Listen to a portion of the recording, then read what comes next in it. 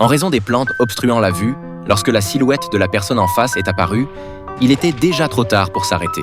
La femme s'est empressée de s'excuser. « Oh, je pense que je devrais peut-être aller voir un médecin. » Dans le cabinet médical, après qu'on ait dit à l'homme qu'il n'avait rien de grave, il a pointé du doigt la femme debout à côté et a demandé au médecin de l'examiner. Cependant, le médecin a déclaré que la tête de la femme était particulièrement épaisse et qu'elle n'avait aucun problème. Après cette remarque taquine du médecin, l'atmosphère s'est immédiatement détendue. C'est à ce moment-là qu'ils se sont présentés l'un à l'autre et ont décidé d'échanger leur numéro de téléphone. Juste au moment où elle s'apprêtait à enregistrer son numéro sur le téléphone de l'homme, la femme a réalisé qu'elle allait être en retard pour son cours. Sans prendre le temps d'expliquer quoi que ce soit à l'homme, elle s'est précipitée vers l'école. Mais le destin est si merveilleux. À son retour, elle a découvert avec stupéfaction qu'en raison de la collision initiale qui avait éparpillé leurs affaires par terre, ils avaient pris les notes l'un de l'autre par erreur. Par la suite, ils se sont rendus spontanément à la clinique pour récupérer leurs affaires. Après avoir rendu les objets à leur propriétaire, Jack a proposé de se retrouver le lendemain dans un café près de l'école. Annie a accepté avec plaisir.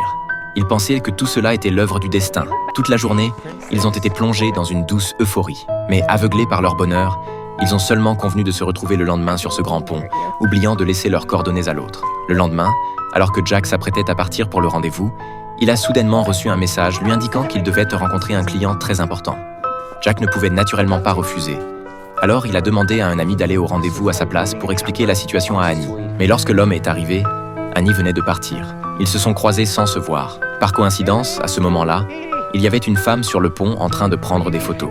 L'homme l'a prise par erreur pour Annie et lui a expliqué ce qui s'était passé, en précisant que Jack irait la chercher au dortoir le lendemain. La femme, sans comprendre, a acquiescé à plusieurs reprises. Le lendemain matin, il s'est rendu devant le dortoir d'Annie, plein de remords. Cependant, à ce moment précis, Annie montait dans une voiture.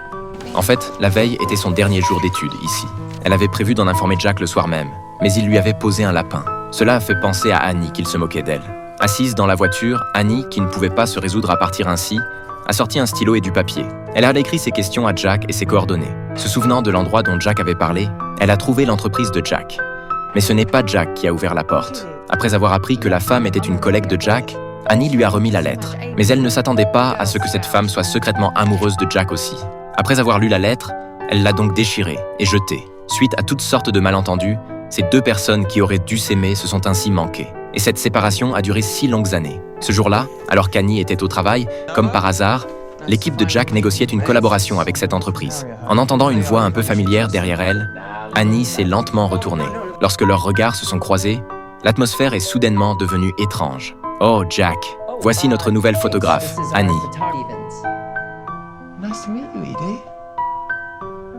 You too, James.